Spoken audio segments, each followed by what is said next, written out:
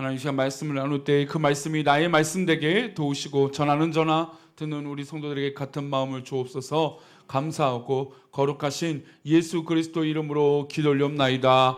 아멘. 할렐루야. 아멘. 오늘 아침에 성도님들 기분이 어떠셨습니까?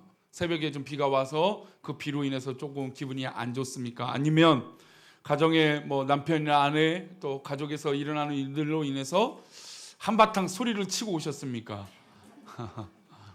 아니면 그냥 꾹 참고 오셨습니까? 사실 하루를 시작할 때 그 시작하는 순간의 기분은 그 하루를 정한다고 해요. 그래서 아침에 기분이 좋으면 또 좋은 일이 있고 느껴지면 그래서 그 하루 종일 그 기분을 가지고 힘을 얻을 수 있고, 근데 아침부터 기분이 좀 짜증이 나고 속상하고 좋지 못하면 그 기분이 하루의 성과를 결정할 때가 있다라는 겁니다. 그리고 이런 하루의 성과들이 모여서 또 모이게 되면 뭐가 될까요? 바로 우리의 미래가 되죠. 그러니까 이 하루라고 하는 시간, 또 하루에 시작하는 이 기분이 생각보다 우리에게 굉장히 중요한 삶의 요소라는 것입니다. 감정을 조절하면 단순히 하루가 바뀌는 것이 아니라 우리 인생의 미래가 바뀐다는 거죠. 그러니까 단순히 아침에 내가 화가 났어, 짜증냈어가 아니라 이 하루하루가 쌓인 게 우리의 미래가 되기 때문에 오늘 아침에 이 감정은 굉장히 중요하다는 것이죠. 어제 보니까 이제 습도가 교회 본당이 막 70%가 넘어갔고 이제 목사님이 에어컨을 좀 가동해야 되겠습니까? 제습기를 지금 계속 돌리고 있는데도 이게 아무래도 좀 비가 많이 오니까 습해서 걱정이 돼서 에어컨을 돌리기도 했습니다. 지금도 보니까 60%가 지금 넘어요. 그래도 60%대는 그래도 괜찮은데 70% 넘어가면 거의 뭐 습한 느낌이 있어서 불쾌하죠. 이렇게 뭐 요즘은 이제 뭐 제습기라든지 에어컨들이 있으니까 이게 삶의 요소에서 그 기분이 좋게 만드는 것들이 있을 수 있죠. 근데 요즘 이렇게 너무 더우니까 또 습하니까 사람들이 쉽게 짜증이 나고 화를 내는 경우들이 많다라는 겁니다. 지난 한번 금요일에도 그런 얘기 드렸지만 요즘 이제 그 보복 운전이 굉장히 처벌이 세졌기 때문에 우리 성도님들 괜히 기분 나쁘다고 해서 물론 우리 여기서 보복 운전하실 분은 없겠지만 화를 잘못 냈다가 큰일 날 수가 있다라는 것 우리 성도님들 꼭 기억하면 좋을 것 같아요. 그러니까 그렇게 기분이 한번 잘못되면 우리 인생의 앞날이 뒤바뀔 수 있다라는 것이죠. 요즘 성형 중에 이런 성형, 이게 뭐 예전부터 있다고 하는데 저는 최근에 알게 됐습니다. 입꼬리 보톡스 들어보셨습니까? 우리?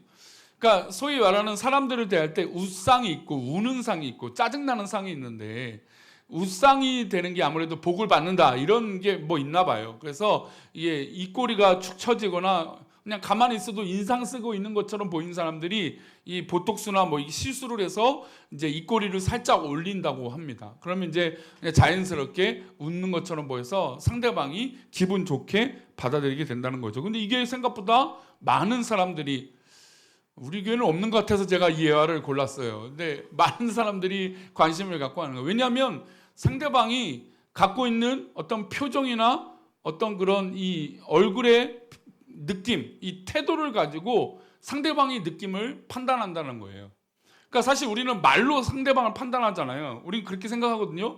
들리는 말. 근데 그거보다 그 말을 하는 태도, 그리고 저 사람이 반응하는 그 태도를 보고 사람들은 판단한다는 거예요. 그러니까 뭐 요즘 뭐 하도 이제 관상이라든지 이런 것들이 관심 있는 참 이렇게 미신적인 것들이 참 많은데, 근데 그 중에 하나가 사실은 그런 이 얼굴의 뭐 생김새나 이거보다 중요한 그것이 주는 느낌이 사람들이 그것을 보고 판단한다는 거예요. 그래서 사랑해라고 말하는 이 예쁜 말을 얼굴 표정 보고 인상을 쓰거나 태도가 안 좋으면 저건 가짜야, 거짓말이야 이렇게 판단한다는 것이죠. 그래서 사람들은 그 말로 천냥빚을 갚아서 그 말의 중요한 건 알지만 그 말에 더 중요한 건 말을 담고 있는 태도가 훨씬 더 중요하다는 거예요. 물론 말을 한 가지 말이라도 잘못하는 사람들이 있어요. 그러니까 이 사랑해라고 하는 말을 너무 잘 못하는 경우들이 있다는 거죠. 그냥 사랑해라고 말하면 되는데 이 말을 돌리거나 뭐 엉뚱하게 표현하는 거죠. 어떤 사실을 해도 되지 않는 말을 섞어서 그 말을 좀 이상하게 만드는 경우들이 있어요. 물론 그것들은 좀 우리가 고쳐나가고 수정할 필요가 있지만, 그러나 대부분 태도에 대해서 그 마음을 다 느낀다라는 것입니다. 그래서 감정을 잘 다스리면 나의 태도가 바뀌게 되는데, 그 감정을 잘 다스려서 나의 삶의 영향이 좋은 영향으로 바뀔 필요가 있다라는 겁니다. 감정이 담기는 태도는 자신의 마음이 담겨서 행동으로 드러납니다. 그러니까 하루에 기분이 좋지 않아요. 그러면 사람을 만날 때 나도 모르게 그 기분 나쁜 태도가 나올까요, 안 나올까요? 나오는 거죠. 그래서 어떤 분은 갑자기 막 별거 아닌데 화가 나요. 그럼 이제 묻고 싶은 거죠. 집안에서 무슨 일이 있었는지, 아침에 올 때 무슨 일이 있었는지, 뜻하지 않는 나쁜 일이 있는 것은 아닌지. 왜냐하면 그냥 별거 아닌데 화가 나는 거예요. 여기서 성격적으로 일부러 화를 내는 분들이 있습니까? 있는 것 같기도 하는데, 우리가 일부러 막 화를 내고 싸우려고 하는 사람은 없잖아요. 근데 뭔가 내 마음이 상함이 있고 좋지 못하니까 그게 이제 태도로 나오는 거고 반응으로 나오는 것입니다. 부부관계에서도 가끔 왜 말 그렇게 해? 그럴 때는 그것은 쌓아놓는 사람들의 대부분의 반응들이 그래요. 그러니까 우리가 대부분 그 마음과 행동에 쌓아놓잖아요. 그 쌓아놓은 것이 나도 모르게 내 입에서 나와요. 그냥 그렇게 하지 마 하면 되는데, 당신은 원래 그래서 그랬고, 예전에 그래서 그랬고, 애들은 그래서 그런 거야. 이제 이게 왜 그렇게 나오냐면 쌓아놓았기 때문에 그 마음들이 말로 표현이 나오는 것이죠. 그래서 감정이 담기는 태도는, 웅웅거리네요. 감정이 나오는 태도는 이 낙천적인, 긍정적인 것이 있고, 또 부정적인 것이 있고, 객관적인 것이 있고, 수용적인 것이 있고, 정통을 주시하는 이 보수적인 이 반응이 있습니다. 그래서 감정이 안 좋으면 부정적이고 충돌을 일으키게 됩니다. 평소에 감정이 좋으면 긍정적이고 낙관적으로 되게 되는 것이죠. 성도님들이 사람을 만났을 때 어떤 사람이 그래도 괜찮습니까? 아무래도 태도가 괜찮은 사람일 것입니다. 게다가 우리가 기분이 안 좋게 되는 말보다 말을 하는 태도 때문에 기분이 안 좋으니까 저 사람이 상냥한지 태도가 좋은지 살펴보고 싶은 것이죠. 근데 만약에 좀 어렵더라도 태도가 좋으면 용서가 됩니까? 안 됩니까? 용서가 되죠. 왜냐하면 우리 아이들 아마 혼내보신 경험들을 해보십시오. 만약에 혼을 내요. 부모가 분명히 잘못했어요. 잘못한 걸로 혼내요. 근데 태도가 불량해요. 그러면 매를 한 대 맞을 거 몇 대 맞아요? 2대 맞고 3대 맞아요. 5분이면 끝날 이 화가 나는 것이, 혼나는 것이 태도가 안 좋으면 10분이고 30분이 되는 거죠. 왜요? 그것을 받아들이는. 그래서 가끔 이 형제가 많은 중에 좀 이렇게 이제 성격이 고든 아이가 있고 무조건 무서워서 벌벌 기는 아이들이 있어요. 그런데 고든 아이는 이제 반응이 태도가 안 좋으니까 더 혼이 많이 납니다. 근데 그것을 보통 되게 동생들이 그렇죠. 그것을 지켜보는 동생들은 언니, 오빠, 형, 동생, 형이 혼이 나니까, 오빠가 혼이 나니까 어떻습니까? 금세 엎드린단 말이에요. 잘못했어요. 제가 잘못했어요. 이런 말을 합니다. 그럼 부모는 그 동생은 쉽게 용서해 주는 거죠. 그러니까 태도가 생각보다 우리 삶에서 굉장히 중요하다는 겁니다. 그렇다면 이 태도가 나타나는 이 모습이 우리가 일반적인 삶이라면 믿음의 태도는 과연 어떤 삶이 되어져야 할까요? 믿음 안에서 있는 이 태도는 어떤 반응이 있어야 될까요? 물론 우리는 잘 알고 있습니다. 긍정적인 거, 낙천적이고 이런 것들을 해야 되는데 우린 대부분 비관적이고 또 나름 중립적이라고 생각할 때 그때를 놓칠 때가 있다라는 것이죠. 오늘 본문이었던 히브리서 11장 6절은 우리 예전에도 이번 연도에도 한번 읽어본 적이 있던 본문 말씀입니다. 이 말씀은 우리 삶의 태도에 대해서 분명히 말씀해주고 있어요. 함께 읽어볼까요? 읽겠습니다. 믿음이 없이는 하나님을 기쁘시게 하지 못하나니 하나님께 나아가는 자는 반드시 그가 계신 것과 또한 그가 자기를 찾는 자들에게 상 주시는 이심을 믿어야 할지니라. 믿음이 없이는 누구를 기쁘게 못하게요? 하나님을 기쁘게 못한다는 거죠. 즉 우리 성도는 믿음의 사람들의 태도는 바로 믿음이 나타나야 하나님을 기쁘게 할 수 있다는 거죠. 우리가 서론에 좀 길게 말씀드렸지만 태도가 좋아야 상대방이 기분이 좋은 것처럼 우리 하나님 앞에 있은 우리의 태도는 바로 믿음에 근거해야 하나님을 기쁘게 할 수 있다는 겁니다. 하나님께 믿음으로 나아가고 그 태도를 가지고 있다면 하나님께서 어떻게 합니까? 반드시 그가 계신 것과 또한 그가 자기를 찾는 자들에게 뭘 주십니까? 상 주시는 이심을 믿어야 한다는 것이죠. 그러니까 우리가 믿음의 태도를 가지고 하나님께 나아가면 하나님은 우리에게 상 주신다. 그러니 우리가 믿음으로 나아갈 이유가 있습니까? 없습니까? 있다라는 것이죠. 믿음으로 하나님 앞에 태도가 분명하면 하나님 우리에게 상 주신다는 겁니다. 믿으십니까? 우리 모든 성도들 가운데 믿음의 태도가 확실하기를 축원합니다. 그렇잖아요. 우리가 세상에서 크리스찬, 물론 지금 교계와 교회가 요즘 언론에 계속 또 드러나고 있어서 목사로서 또 안타까워요. 속상해요. 좋은 영화, 이 예수님이 가는 영화가 이제 이 관람이 되고 되는데 또 한편에는 교회에 대해서 안 좋은 뉴스가 막 연일 나와요. 그래서 막 속상해요. 덕이 안 되는 것 같아요.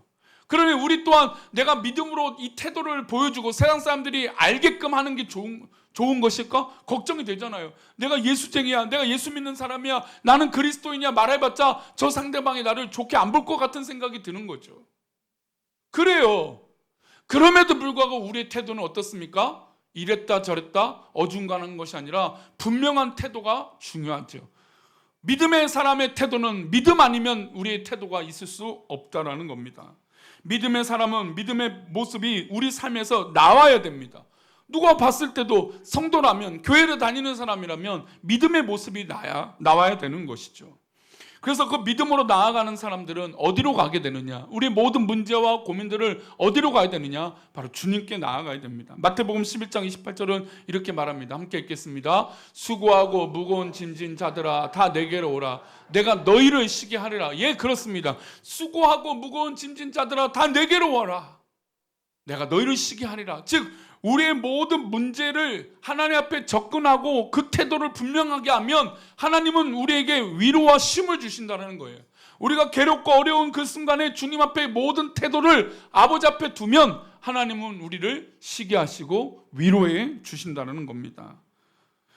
이런 문제 앞에 분명한 태도가 극명했던 두 사람이 있습니다. 구약의 사울왕과 다윗입니다. 이 두 사람이 똑같은 문제에 봉착했습니다. 이 문제는 골리앗이라고 하는 문제였어요. 골리앗은 우리가 알다시피 크고 장대한 장수였습니다. 어릴 때부터 훈련을 받은 장수였고 그가 호령했을 때 모든 사람들이 정말 다가갈 수 없을 정도로 정말 대단한 장군이었습니다. 그런데 이 문제를 이스라엘 군인들도 심지어 사울왕도 어찌할 수 없었습니다. 이 똑같은 문제에 다윗이 사울에게 가서 이야기하는 것이 있습니다. 우리 사무엘상 17장 32절입니다. 함께 읽겠습니다. 다윗이 사울에게 말하되 그로 말미암아 사람이 낙담하지 말 것이라. 주의 종이 가서 저 블레셋 사람과 싸우리이다 하니 다윗이 사울에게 말하되 그로 말미암아 사람이 낙담하지 말 것이라. 그러니까 다윗이 지금 누구한테 말하고 있습니까? 왕이잖아요, 왕. 이 어린 소년 다윗이 왕에게 감히 말합니다. 사람이 낙담하지 마십시오. 낙담할 것이 없습니다. 근심하지 마세요. 이렇게 말하는 겁니다.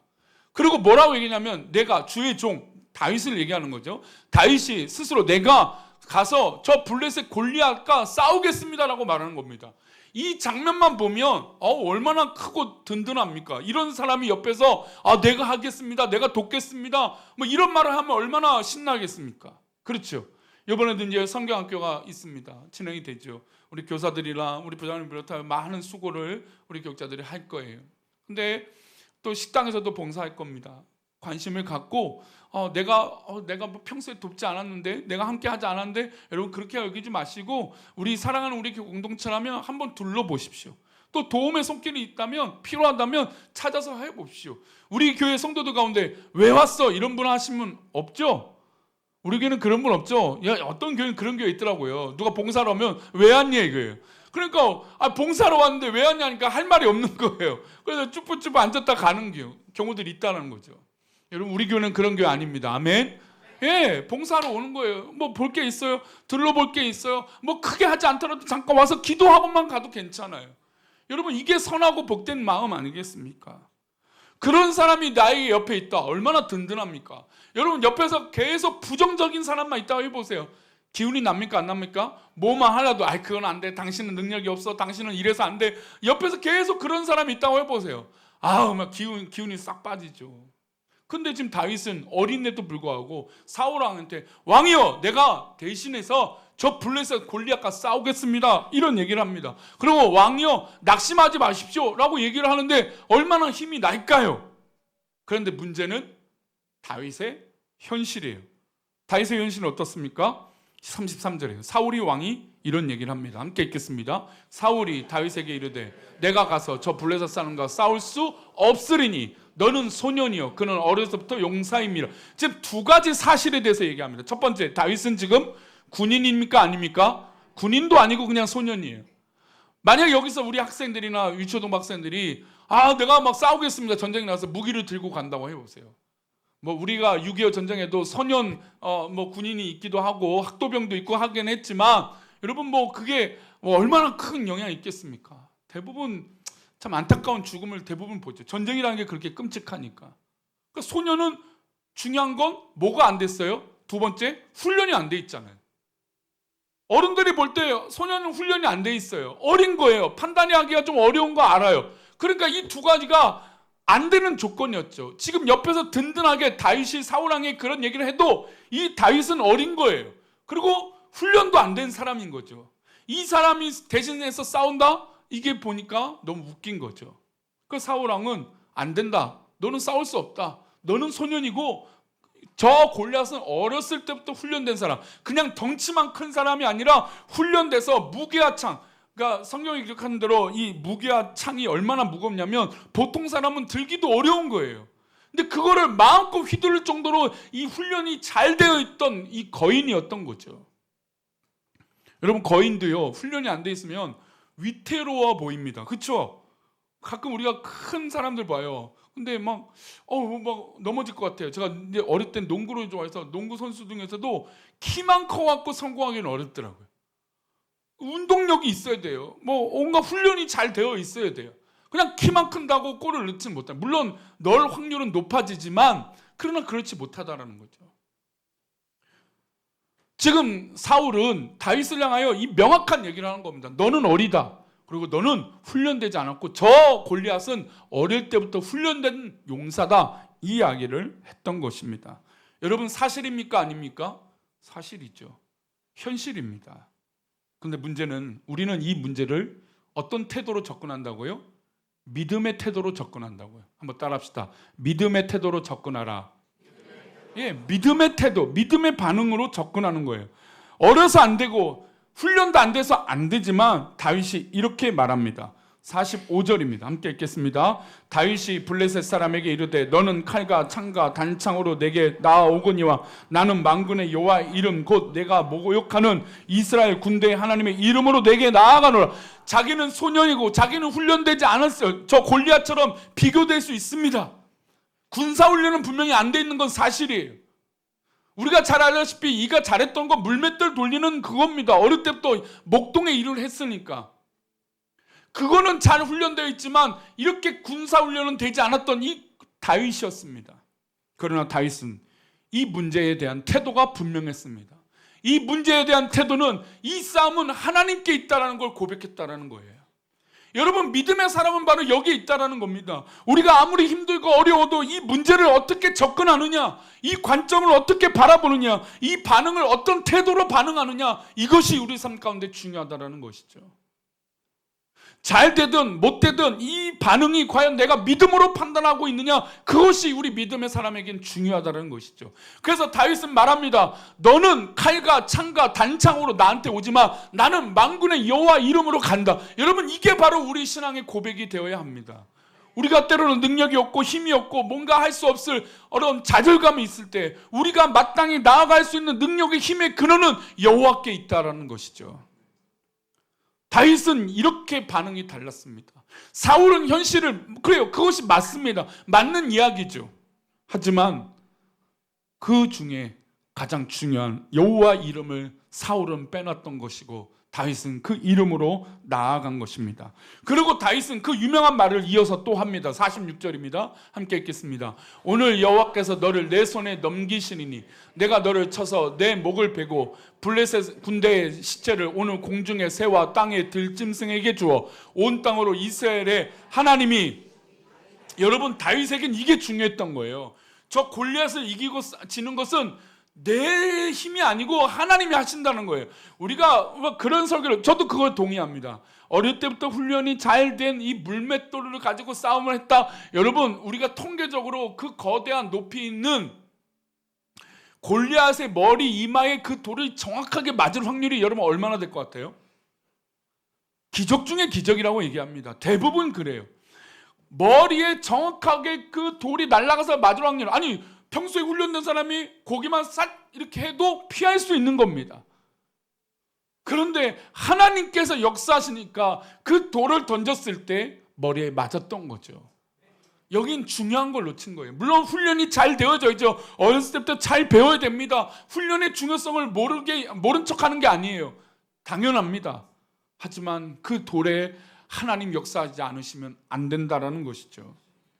다윗은 분명히 말합니다. 이 블레셋 군대의 시체를 오늘 공중의 새와 땅의 들짐승에게 주는 것뿐만 아니라 뭐가 계신 줄 알게 한다고요?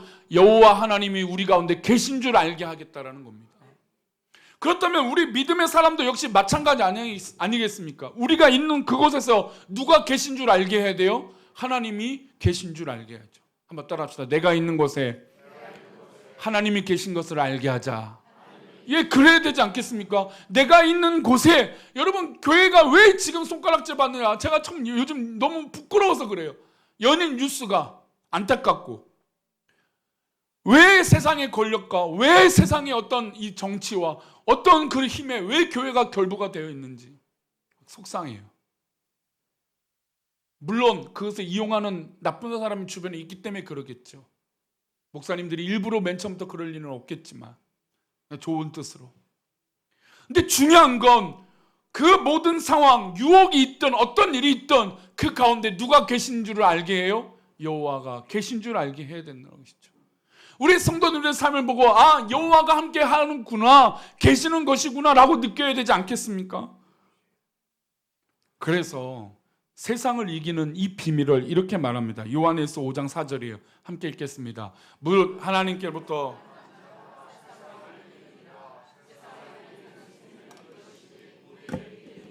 하나님께로부터 난 자마다 세상을 이긴다.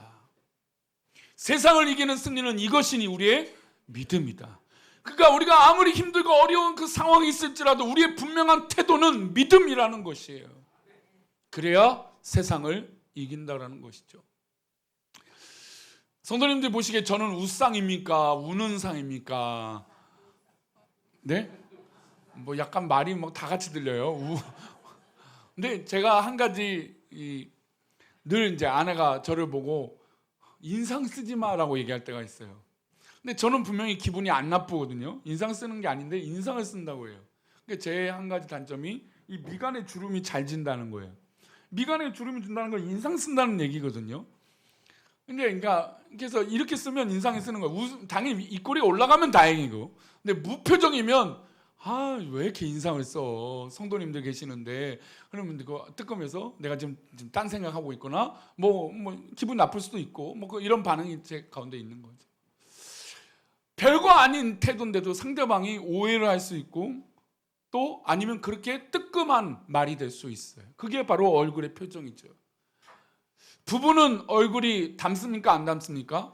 아, 닮더라고요. 평생 잘하면서 함께 하면서 부부가 얼굴이 닮는 모습들을 많이 봐요. 표정과 태도가 생각보다 굉장히 중요하다라는 거예요. 내 표정과 내 이 태도가 함께하는 사람에게 물들일 수 있다라는 거예요. 그러니까 내가 굳이 예수 그리스도라고 말을 하지 않더라도 내 태도가 예수 그리스도의 태도가 나오면 옆 사람에게 물을 들일 수 있다라는 것이죠.